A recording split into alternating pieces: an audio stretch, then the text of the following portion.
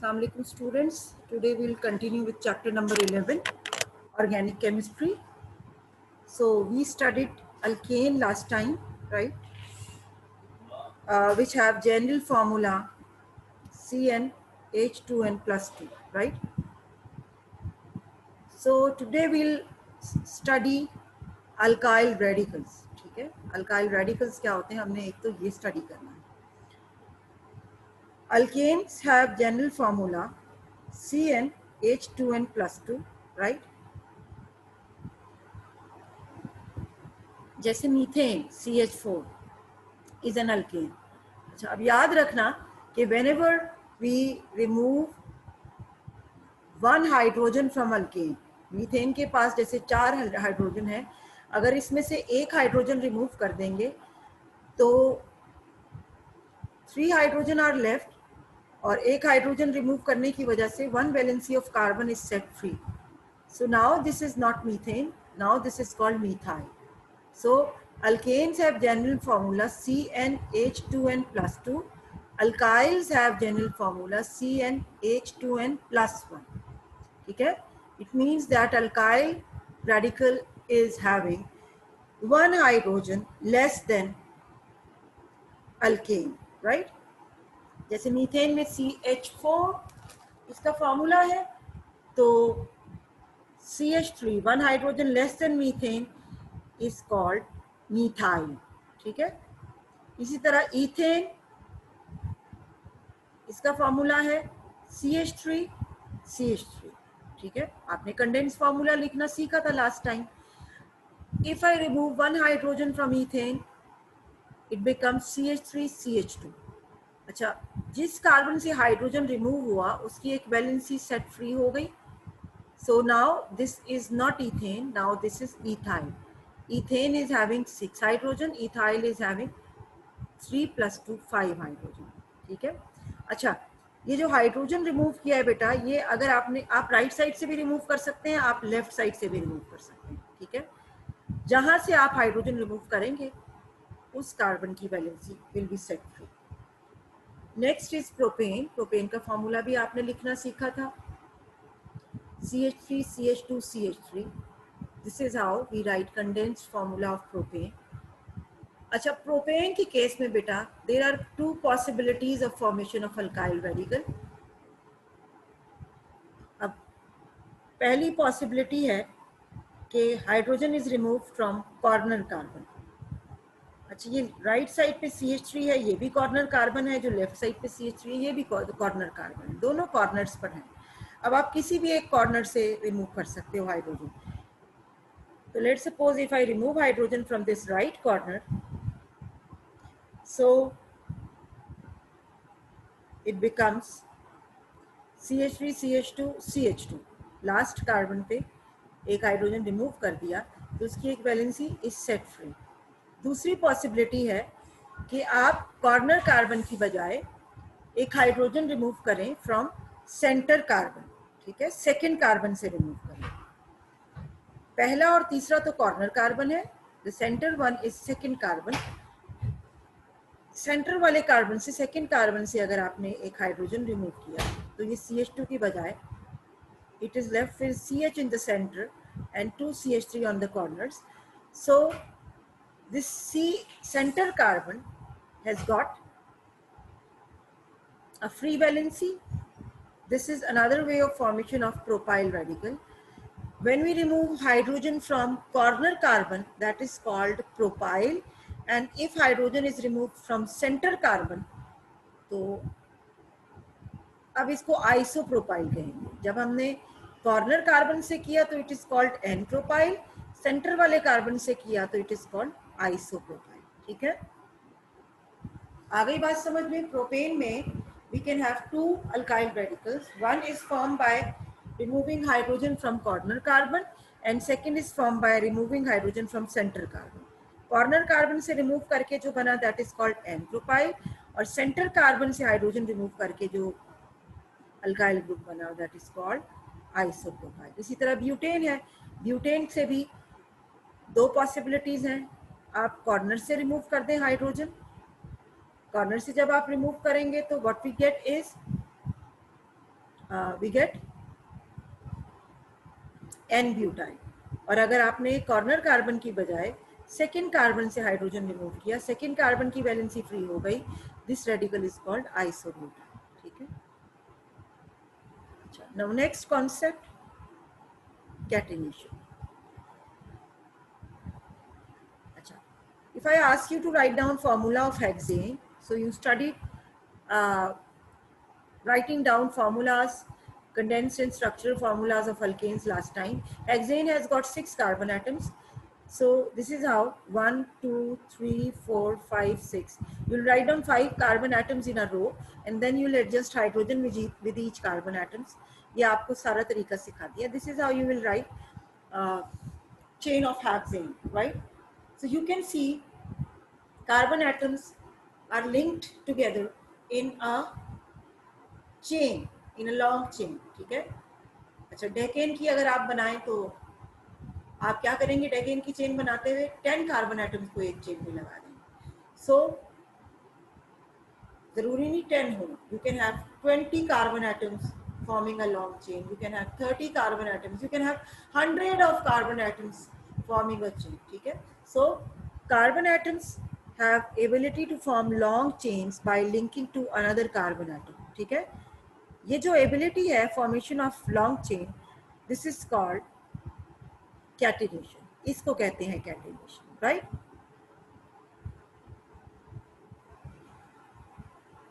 Now next, isomerism. अच्छा, now these are two compounds, right.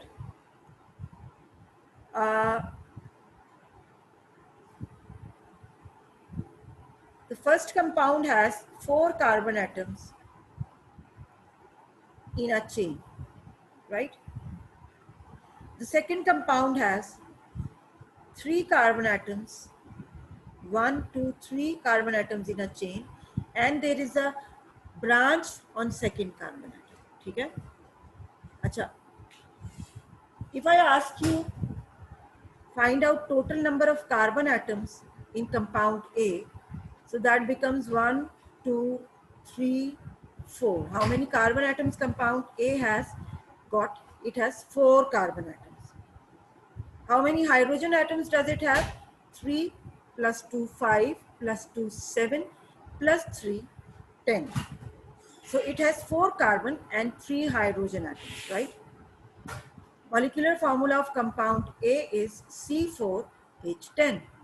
If I ask you to write down molecular formula of compound B, it has how many carbon atoms? 1, 2, 3, 4. It has how many hydrogen atoms? It has 4 carbon atoms. How many hydrogen atoms? 3 plus 1, 4 plus 3, 7 plus 3, 10. C4H10, right? Now both compounds have same molecular formula, means they have same number of carbon atoms and same number of hydrogen atoms. How are they different from each other then? If they have same molecular formula, how are they different from each other? Compound A has all the 4 carbon atoms one after the other in a long chain, whereas compound B has 3 carbon atoms in a chain and 4th carbon atom is branch, right? So this branch makes compound B different from compound A. Compound A has 4 carbon atoms in a chain, compound B has 3 carbon, not 4 carbon in a chain. Compound A and compound B differ from each other the way we write their structures. ठीक है, सही? So these two have same molecular formula but different structures or different structural formula. So these two, compound A and B, they are called isomers to each other. A and B are isomers. Why isomers? They have same molecular formula but different structural formula. So they are called isomers. How can we define isomers?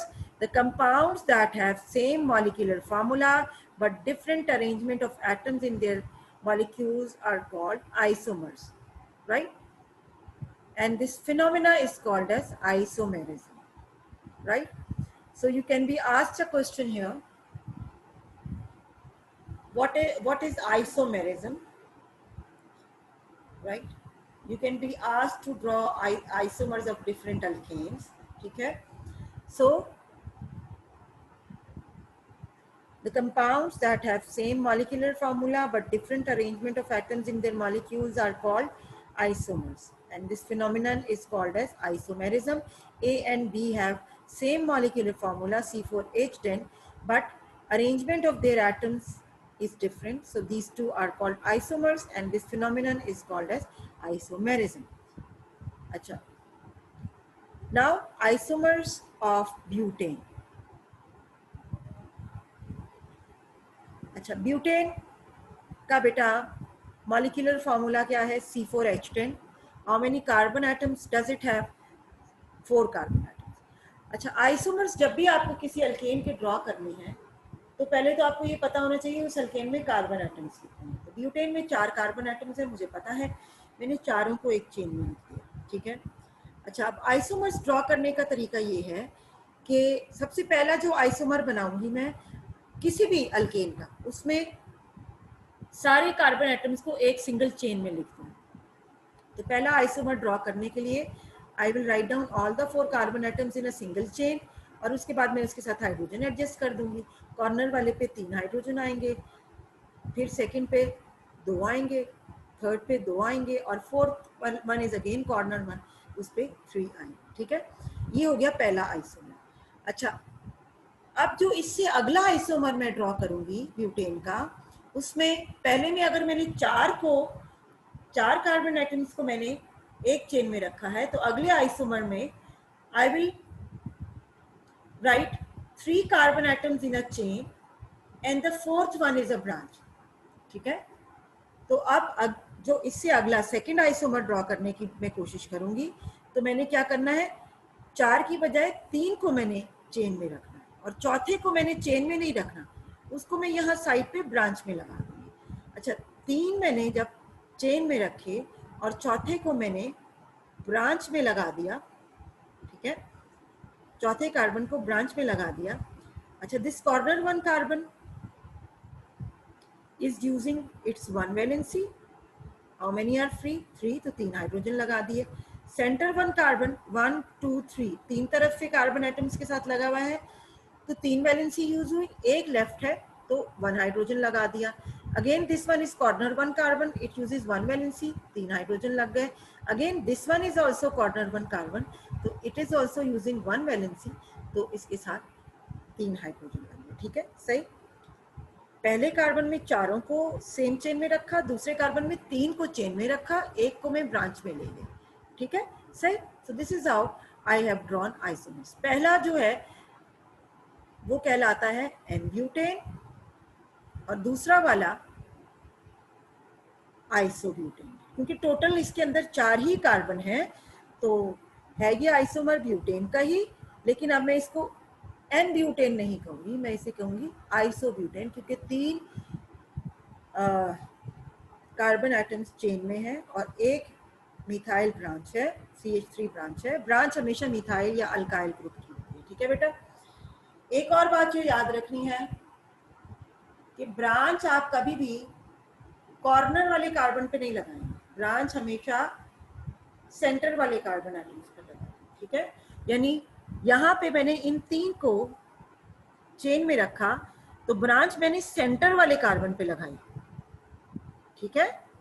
जो चौथा carbon था जिसको मैंने branch के तौर पे लगाना है, वो मैंने सेंटर वाले कार्बन पे लगाई. ये भी कॉर्नर है, इस पे भी ब्रांच नहीं आ सकती, ये भी कॉर्नर है, इस पे भी ब्रांच नहीं आ सकती. पहला और तीसरा ये दोनों कॉर्नर्स हैं, इन पे ब्रांच में नहीं लगा सकती, ठीक है. अच्छा, एक बात और याद रखना कि किसी अल्केन के नाम के साथ आइसो लिखा हुआ है, तो हमेशा याद रखना कि it means it has methyl branch. Methyl branch होगी इसके अंदर, इसके सेकेंड कार्बन एटम, क्या होगा, सेकेंड कार्बन पर मिथाइल ब्रांच होगी, ठीक है.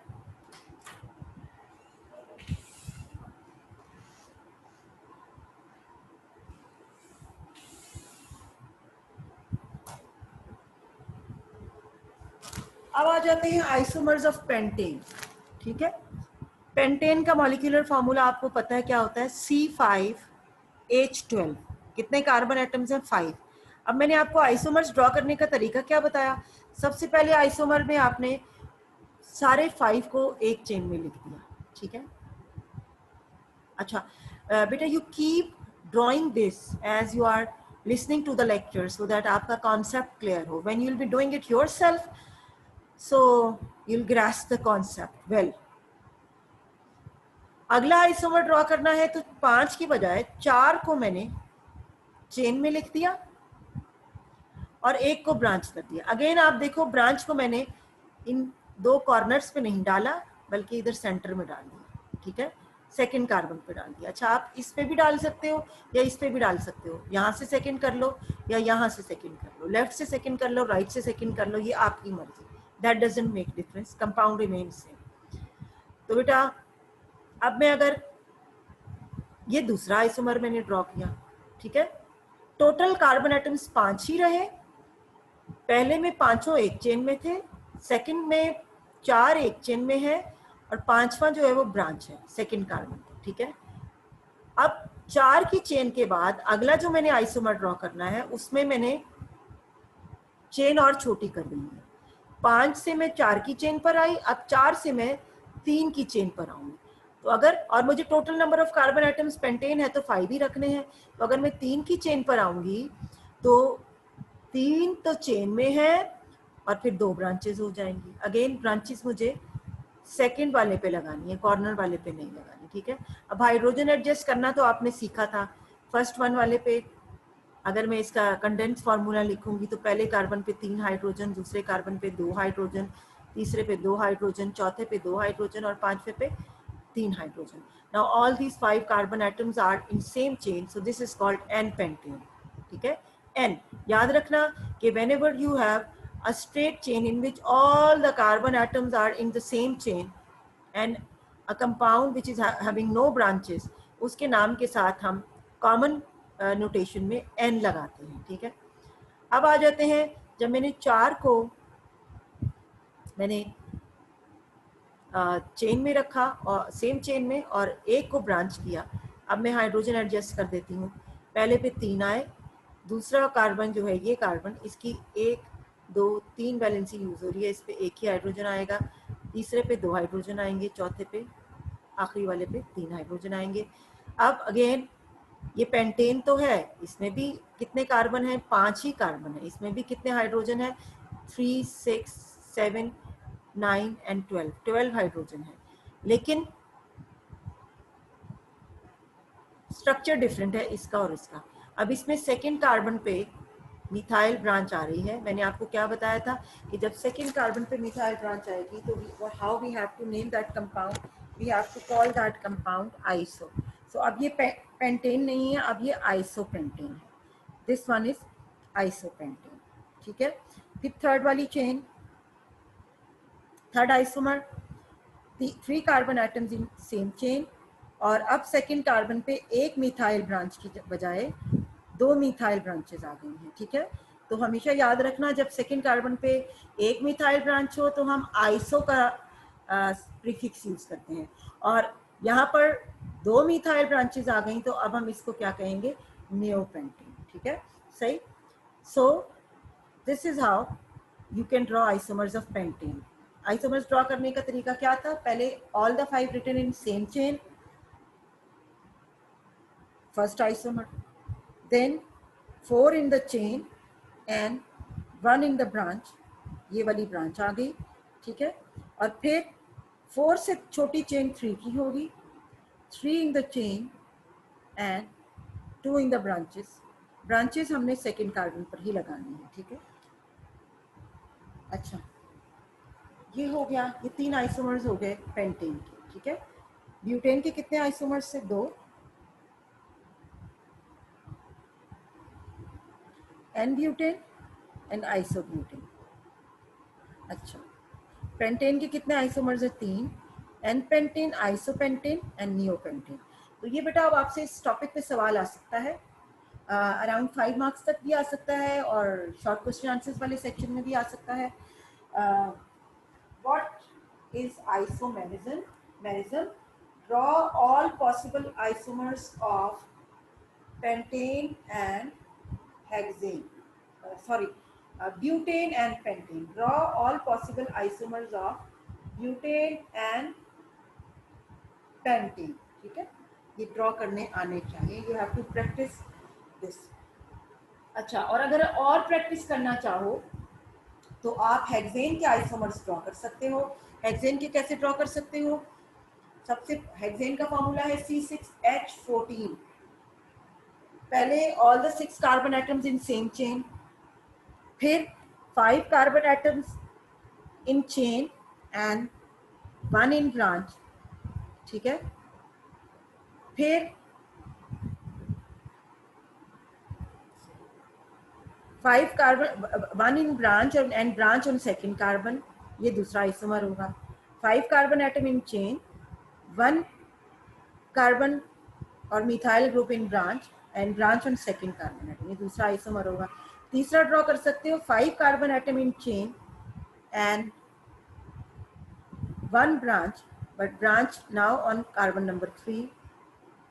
चौथा आइसोमर ड्रॉ कर सकते हो 4 carbon atom in same chain and 2 branches. ठीक है, तो ये आपने मेरे साथ शेयर करना है. हेक्सेन का तो खुद कोशिश करना है.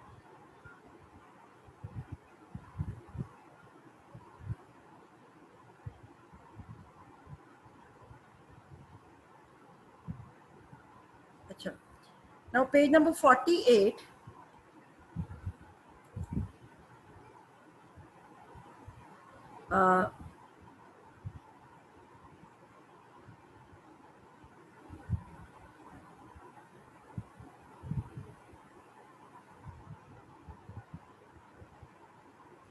यहाँ देखो लिखा हुआ है हेक्सेन हैज 5 आइसोमर्स.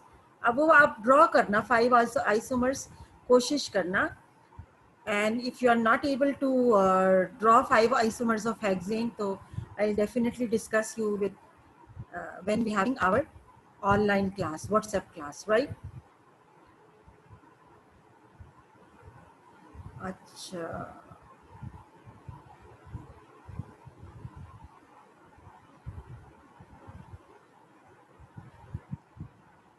यहाँ पे आपसे मैं एक पॉइंट डिस्कस करना चाह रही हूँ. More than 20 million known chemical compounds of carbon are known, right? Millions of organic compounds are already known and new ones are being discovered every day. So carbon actually is a very unique element. It gives such a large number of carbon atoms. ठीक है, उसकी reasons क्या क्या हैं? Why carbon gives millions of organic compounds? तो उसकी पहली reason तो ये है कैटिनेशन. ठीक है, इसकी रीजंस लिख लो. पहले सवाल लिख लो, why carbon forms millions of organic compounds. तो पहली reason catenation, carbon can form long chains. Second reasons, carbon can form stable single and multiple bonds with other atoms like oxygen, nitrogen and sulphur. तीसरी reason isomerism, carbon can same molecular formula compound can have structural arrangement difference. So isomerism उसकी तीसरी reason है. चौथी reason, carbon multiple bonds भी बना सकता है. ठीक है, carbon double bond carbon, carbon triple bond carbon, carbon double bond oxygen. So all these factors increase number of organic compounds. ठीक है, now general characteristics of organic compounds, mostly they are found in living organisms. Organic compounds are covalent. ठीक है, composition, ये बातें हमने last time discuss की थी. Carbon main constituent है, उसके अलावा हाइड्रोजन भी मोस्टली प्रेजेंट होता है. Then oxygen, nitrogen, sulphur, phosphorus and halogens, they are also present in organic compounds. And since they form organic compounds, they are having covalent bonds and they give us molecular structures. So mostly they are volatile. Volatile का क्या मतलब है? They have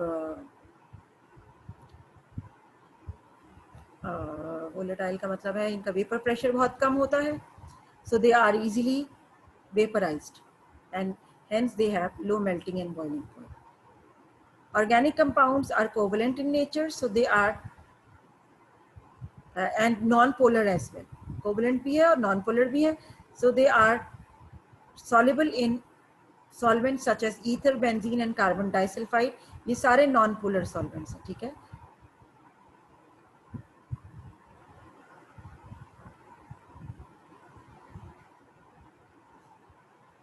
Similarity in behavior, this is what I want to discuss with you. That is called homology. या जी बिल्कुल homology कहते हैं. तो यहाँ पे आपसे सवाल आ सकता है व्हाट इज होमोलॉगी, या ये सवाल पूछा जा सकता है what is homology, homologous series. ठीक है, सही.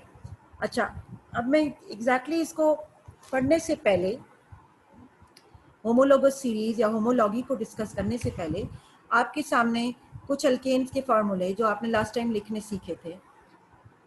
मीथेन, इथेन और प्रोपेन. मीथेन का फार्मूला है CH4, इथेन का फार्मूला है C2H6 और प्रोपेन का फार्मूला है C3H8. ठीक है. अच्छा, इन तीनों कंपाउंड्स में आपको क्या नजर आ रहा है? Carbon and hydrogen. तीनों में कार्बन और हाइड्रोजन मौजूद है. ठीक है. अच्छा, इन तीनों कंपाउंड्स में मॉलिक्यूलर फार्मूला इनका डिफरेंट है. इसका CH4 है, इसका C2H6. ठीक है. How their formula differ from each other. Ethane में 2 कार्बन है, उसमें एक है, इसमें एक कार्बन ज्यादा है इथेन में. मीथेन में 4 हाइड्रोजन है, इथेन में 6 है. तो कितने हाइड्रोजन इथेन में ज्यादा हो गए? 2. So they differ from each other by CH2 group. ठीक है. इसी तरह C2H6 और C3H8 को कंपेयर करो तो C3H8 में एक कार्बन ज्यादा है और कितने हाइड्रोजन ज्यादा हैं इसमें? इथेन के मुकाबले में 2 हाइड्रोजन ज्यादा है. ठीक है. सो इनका भी डिफरेंस आपस में किस ग्रुप से होगा? CH2 ग्रुप से. अब आप इसके नीचे ब्यूटेन का फॉर्मूला लिख लो, C4H10. उसका भी डिफरेंस किस ग्रुप से होगा? CH2 ग्रुप से. ठीक है. सो ये इस तरह की सीरीज ऑफ कंपाउंड जिसमें 2 एडजेसेंट मॉलिक्यूल आपस में डिफर कर रहे हैं by a CH2 group, this such a series is called as homologous series. अभी तक हमने अल्केन्स ही पढ़े हैं, तो मैंने इसलिए यहाँ पर आपसे अल्केन की एग्जांपल डिस्कस की. ठीक है. There exists a close relationship between different organic compounds. This similarity in behavior has made the study of millions of organic compounds easily. They can also be classified into few families. और ये जो close relationship between organic compounds, and this is called homology. And a series of related compounds in which any 2 adjacent molecules differ by a CH2 group is called homologous series. ठीक है. तो अब आपको ये नजर आ रहा है कि how are they different from each other? By CH2 group, so they constitute homologous series. अब आ जाते हैं बेटा classification of organic compounds. Organic compounds are classified into 2 main groups: open chain compounds और acyclic compounds, closed chain compounds और cyclic compounds. ठीक है. Open chain compounds, अभी तक आपने जितने अल्केन्स के स्ट्रक्चर सीखे हैं इन सब में कार्बन एटम्स की चेन्स ओपन है, रिंग्स नहीं बनी हुई. ठीक है. जैसे प्रोपेन को मैंने लिखा, all the 3 carbon atoms are in same chain, so this is an open chain compound. यहाँ पे चारों कार्बन एटम्स चेन में है, कोई रिंग तो नहीं बनी हुई नजर आ रही है आपको. सो this is an open chain compound. यहाँ पे भी ये 3 कार्बन एटम्स एक चेन में है, ये चौथा ब्रांच है, लेकिन कोई रिंग तो नजर नहीं आ रही. So these all are open chain compounds. ठीक है. अच्छा, अब ये कंपाउंड आपको नजर आ रहा है, यहाँ पे क्या हुआ? कहीं से ये ओपन नजर आ रहा है आपको? नहीं, ये चारों तरफ से क्लोज हो गया. ठीक है. तो ये ओपन चेन कंपाउंड नहीं है, ठीक है। ओपन चेन कंपाउंड दोनों तरफ से ओपन नजर आएगा, ठीक है, और ये तो हर तरफ से क्लोज है।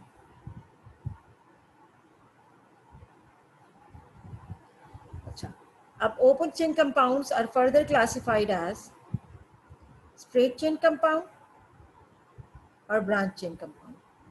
अच्छा, जैसे ये तीनों स्ट्रेट चेन में, ये चारों स्ट्रेट चेन में है, ये सारे के सारे 5 स्ट्रेट चेन में है, तो ये तो स्ट्रेट चेन है, ठीक है, ये स्ट्रेट चेन और कंपाउंड है। अब आ जाते हैं ब्रांच। ये भी हमने पीछे सीखा है आइसोमर्स में।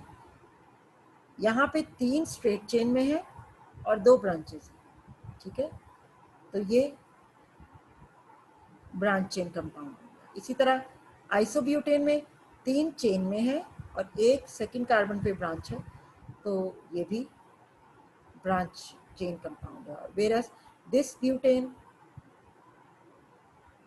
एन ब्यूटेन कहते हैं हम इसको वैसे, ये स्ट्रेट चेन कंपाउंड, ठीक है। Open chain compounds are also called as alicyclic compounds, इन्हें एलिसाइक्लिक कंपाउंड्स भी कहते हैं, ठीक है। अब आ जाते हैं क्लोज चेन कंपाउंड्स पर। Organic compounds which contain rings of atoms are called close chain और साइक्लिक कंपाउंड्स। अब देखो ये 3 कार्बन एटम्स हैं, ठीक है, लेकिन अगर इन तीनों को हमने रिंग की फॉर्म में क्लोज कर दिया, एक इसका बॉन्ड बनाया इसके साथ, पहले का दूसरे के साथ, दूसरे का तीसरे के साथ, फिर तीसरे का पहले के साथ बना दिया, ठीक है। अब ये पहले कार्बन को देखो, इसकी दो वैलेंसीज यूज हो रही हैं, इस पे कितने हाइड्रोजन लगा सकते हो, 2 लगा सकते हो। अब सेकंड कार्बन को देखो, दिस वन, इसकी एक वैलेंसी इधर यूज हो रही है, एक इस साइड पे यूज हो रही है, 2 वैलेंसीज यूज हो रही हैं, 2 हाइड्रोजन लगा दिए। अब थर्ड को देखो, इसकी एक वैलेंसी इधर यूज हो रही है और एक वैलेंसी इधर यूज हो रही है, 2 वैलेंसी यूज हो रही है, अब हमने 2 हाइड्रोजन लगा दिए। ये this one is called cyclopropane, ठीक है।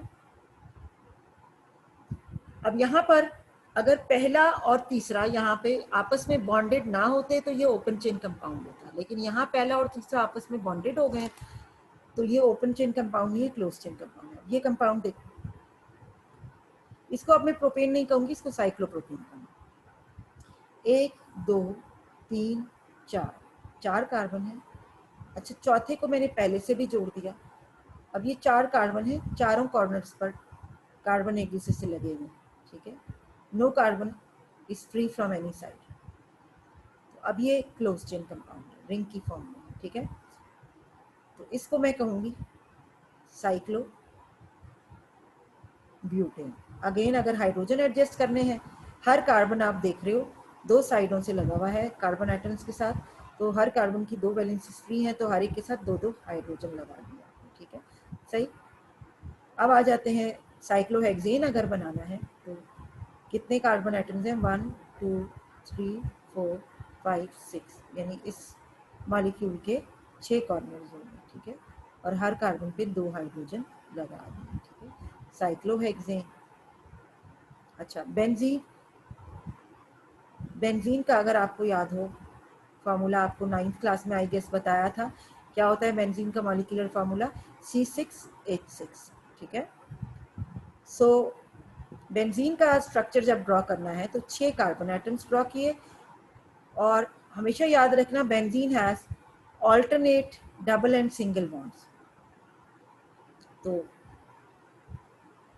एक डबल बॉन्ड, दूसरा सिंगल बॉन्ड, फिर डबल बॉन्ड, फिर सिंगल बॉन्ड, फिर डबल बॉन्ड, फिर सिंगल बॉन्ड, ऑल्टरनेट डबल और सिंगल बॉन्ड होते हैं बेंजीन में, ठीक है। अब अगर हर कार्बन को गौर से आप देखो, this carbon is using 2 valencies with this carbon, left side carbon, and 1 valency with right side carbon। 3 valency use हो गई, कितनी फ्री है, एक फ्री है, एक हाइड्रोजन आएगा। अब इस कार्बन को देखो गौर से,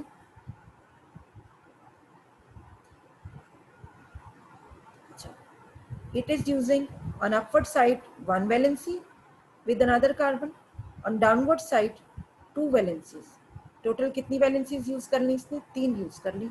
कितनी फ्री है? एक फ्री है, एक हाइड्रोजन आ गया। अब इस कार्बन को देखो, this carbon on upward side is using 2 valencies, downward side it is using 1 valency.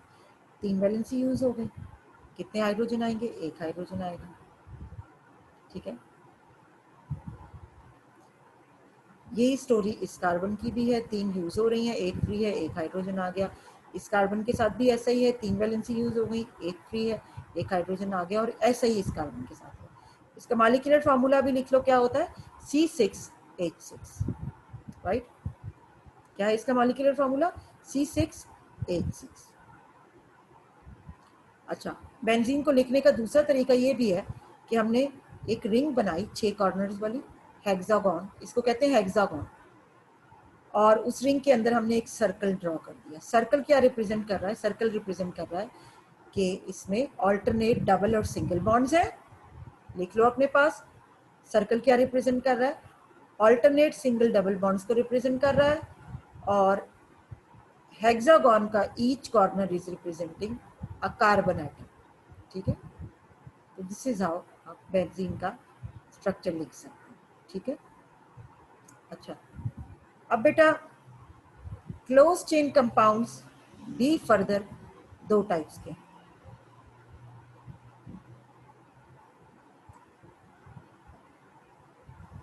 वो 2 टाइप्स क्या क्या है? Homocyclic and heterocyclic. अच्छा, होमोसाइक्लिक में क्या होता है? Cyclic compounds which contain rings of carbon atoms are called homocyclic, और कार्बोसाइक्लिक भी नहीं कहते हैं। ठीक है, अच्छा, अब ये रिंग है, इस रिंग में this ring is form by carbon atoms only. ठीक है, हाइड्रोजन एटम्स तो इसकी वैलेंसीज को सेटिस्फाई कर रहे हैं, लेकिन रिंग तो नहीं बना रहे हाइड्रोजन। इसी तरह बेंजीन की रिंग में भी we only have carbon atoms, ring में कोई और एटम नजर नहीं आ रहा, तो इसको क्या कहेंगे हम? Homocyclic compound. ठीक है, इसी तरह साइक्लोब्यूटेन में भी आपको रिंग में सिर्फ कार्बन एटम्स नजर आ रहे हैं, तो होमोसाइक्लिक या कार्बोसाइक्लिक कहेंगे। साइक्लोप्रोपेन में भी ऐसे ही है, तो होमोसाइक्लिक या कार्बोसाइक्लिक है ये। ठीक है, so those compounds which have only carbon atoms in the ring are called as homocyclic compounds, and those atoms which have one or more other atoms than carbon in the ring are called as heterocyclic compounds. अच्छा, ये other atoms कौन कौन से हो सकते हैं other than carbon? और कौन कौन से एटम हो सकते हैं? लिख लो अपने पास, ऑक्सीजन और नाइट्रोजन। ठीक है, ऑक्सीजन और नाइट्रोजन प्रेजेंट हो सकते हैं रिंग में। अच्छा, जैसे ये रिंग आपके सामने ड्रॉ हुई है, अब इसके 6 कॉर्नर्स हैं, 1 2 3 4 5 6। अच्छा, जिन कॉर्नर्स पे कुछ नहीं लिखा हुआ वो कार्बन को रिप्रेजेंट कर रहे हैं, यानी 5 कॉर्नर्स पे कार्बन है और रिंग में एक जगह पे नाइट्रोजन आ गया, पिरिडीन इसको कहते हैं। ठीक है, और अल्टरनेट आपको यहाँ पर भी डबल और सिंगल बॉन्ड्स नजर आ रहे हैं। तो this pyridine is not a homocyclic compound, बल्कि ये किस तरह का कंपाउंड है? ये हेट्रोसाइक्लिक है। क्यों? क्योंकि रिंग में कार्बन के साथ साथ नाइट्रोजन भी आ गया। रिंग का हर कॉर्नर किसे रिप्रेजेंट कर रहा है? कार्बन को रिप्रेजेंट कर रहा है। अच्छा, इसी तरह furan, furan has got how many corners? 1 2 3 4 and 5. The ring has got 5 corners. जिन कॉर्नर्स पे कुछ नहीं लगा हुआ, ये कॉर्नर्स कार्बन को रिप्रेजेंट कर रहे हैं। तो कितने कॉर्नर्स हैं इसके? 1 2 3 4, 4 कॉर्नर्स पे कार्बन लगा हुआ है, 5वें कॉर्नर पे ऑक्सीजन आ गई, तो ये हेट्रोसाइक्लिक कंपाउंड। इसी तरह थायोफीन, 4 कॉर्नर्स पे कार्बन है और एक कॉर्नर पे सल्फर आ गया, तो this is also a heterocyclic compound. ठीक है, इस पे बेटा सवाल आ सकता है, describe in detail the classification of organic compounds. तो ऑर्गेनिक कंपाउंड्स हमारे पास 2 तरह हम उन्हें क्लासिफाई कर सकते हैं, ओपन चेन कंपाउंड और close chain compounds. Open chain compounds में we have open chains of carbon atoms, और क्लोज चेन कंपाउंड्स में we have rings of carbon atoms. ठीक है, Open chain compounds are further divided as straight chain and branch chain compounds, whereas cyclic compounds are further classified as homocyclic and heterocyclic. ठीक है, ये सारा बेटा detail में आपने नोट प्रिपेयर करना है. ठीक है,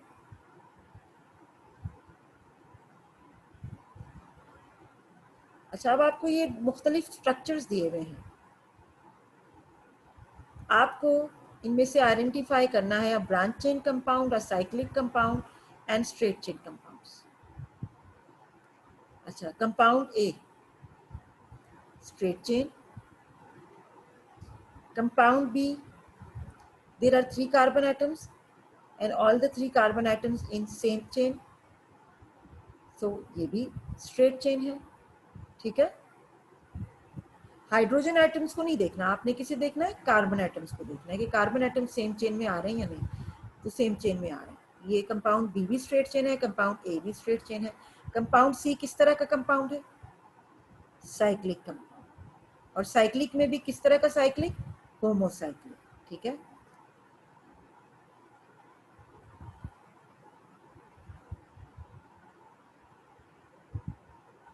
कंपाउंड ई में आपको 3 कार्बन एटम्स सेम चेन में नजर आ रहे हैं, एक कार्बन एटम ब्रांच में है, तो ये ब्रांच चेन कंपाउंड.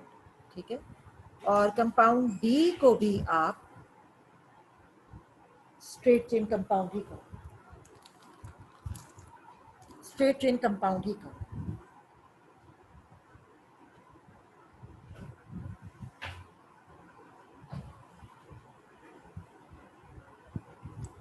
अब आ जाते हैं the last topic today, sources of organic compounds. So there are different sources. कोल है, नेचुरल गैस है, लेकिन यहाँ पर बाकी तो सोर्सेज आप पढ़ लीजिएगा. कोल में थोड़े से कॉन्सेप्चुअल कुछ क्वेश्चंस बनते थे. सो पहला सवाल आप लिख लीजिए, what is destructive distillation. So coal is source of many organic compounds. Many organic compounds are obtained from coal. So when coal is heated in the absence of air at high temperature, it is converted into coal gas, coal tar and coke, and this process is called as destructive distillation. ठीक है, कोल को heat किया high temperature पर. जब heat करेंगे high temperature पे, it should be having no air, absence of air में हमने हीट करना है हाई टेम्परेचर पर. तो ये हमें क्या क्या प्रोडक्ट देगा, ये हमें देगा coal gas, coal tar and coke. Coke हम कार्बन को कहते हैं. ठीक है, और ये जो प्रोसेस है, breaking down of coal in the absence of air by heating it, this is called as destructive distillation. ठीक है, फिर अगला सवाल आपने लिखना है, give composition and uses of coal gas and coal tar. ठीक है, कोल गैस बनी कैसे है, जब हमने कोल को हीट किया इन द एब्सेंस ऑफ एयर, तो उसने बनाया कोल गैस और कोल टार. अब कोल गैस में कौन कौन से ऑर्गेनिक कंपाउंड्स मौजूद होंगे या क्या क्या मौजूद होगा. Coal gas has methane, hydrogen and carbon monoxide. और इसका यूज क्या है, it is used as fuel in industry. ठीक है, कोल गैस में क्या क्या मौजूद है, methane, hydrogen and carbon monoxide. और यूज कहाँ करते हैं, as a fuel in industry. Coal tar, coal tar is also source of many organic compounds. अच्छा, कौन कौन से organic compounds, such as benzene and it's derivative. और इनके यूजेस कहाँ कहाँ हैं, they are use to synthesize plastics, dyes, fibres, drugs, paints, varnishes etcetera. ठीक है, और इन द एंड जो रेजिड्यू इज लेफ्ट बिहाइंड, जब इसकी फ्रैक्शनल डिस्टिलेशन करते हैं कोल टार की, तो द लेफ्ट बिहाइंड रेजिड्यू जो सॉलिड रह जाता है, that is called as pitch, जो कि रोड्स की कवरिंग के लिए ब्लैक कलर का यूज किया जाता है, या आपने देखा होगा रूफ टॉप्स पे लगाया जाता है to prevent seepage, water seepage. ठीक है, घरों की रूफ टॉप्स पे या वॉल्स पे भी समटाइम्स लगाया जाता है, कॉर्नर वॉल्स पे, टू प्रिवेंट सीपेज। तो इसको कहते हैं कोल्ड, सॉरी उसको क्या कहते हैं, पिच। कोल तार से जब डिस्ट्रक्टिव डिस्टिलेशन होगी तो उससे बहुत सारे कंपाउंड्स हमें मिलेंगे, और जो रेजिड्यू पीछे रह जाएगा विच इज़ कॉल्ड पिच, या आप उर्दू में इसे लुक भी कहते हैं, ठीक है। तो वो जो है पिच जो है, that can be use to metal the roads या रूफ्स को मेटल करना।